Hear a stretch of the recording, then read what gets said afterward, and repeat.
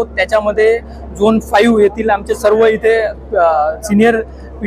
Senior इन्चार्जेस देखील available आहेत। या सर्वांच्या मेहनतीतून आपण जवळपास 80 गुन्ह्यांचा एक 18 लाखाचा मुद्देमाल इथे नष्ट करत आहोत। ही जी कारवाई आहे ती अगदी सिंबॉलिक कारवाई आहे।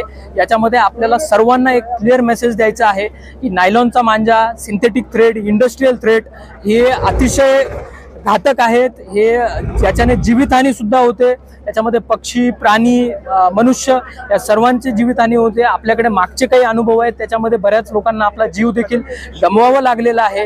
याच्यामध्ये आपण सर्वांनी एक सामाजिक जबाबदारी म्हणून याचा वापर बिलकुल करायला नाही पाहिजे।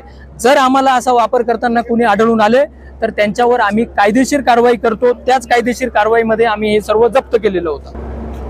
इथे आम्ही जाणून बुजून शाळकरी मुलांना बोलवलं होतं, जेणेकरून त्यांना समजेल की नायलॉनचा मांजा हा बॅन आहे, अवैध आहे आणि त्याच्यामुळे कुणाचा जीव देखील जाऊ शकतो। त्याच्यामध्ये आम्ही सर्व नागरिकांना एक आवाहन करेल की आपली एक सामाजिक जबाबदारी म्हणून कुणीही नायलॉन मांजाचा वापर करू नका। जे पतंग उडवणारे असतात त्यांच्या देखील हातासाठी हा घातक आहे। बाकीच्यांचा त्याच्यामध्ये जीव देखील जातो आहे। रस्त्यावर जर तो कुठे आडवा आला तर गळा कापला जातो।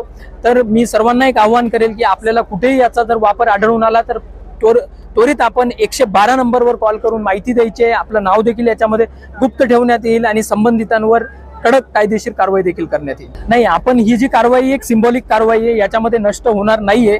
आपण जनतेला जास्तीत जास्त मेसेज जावा की हा घातक आहे, जीवितास तसंच अवैध देखील आहे, त्यामुळे ही कारवाई केलेली आहे।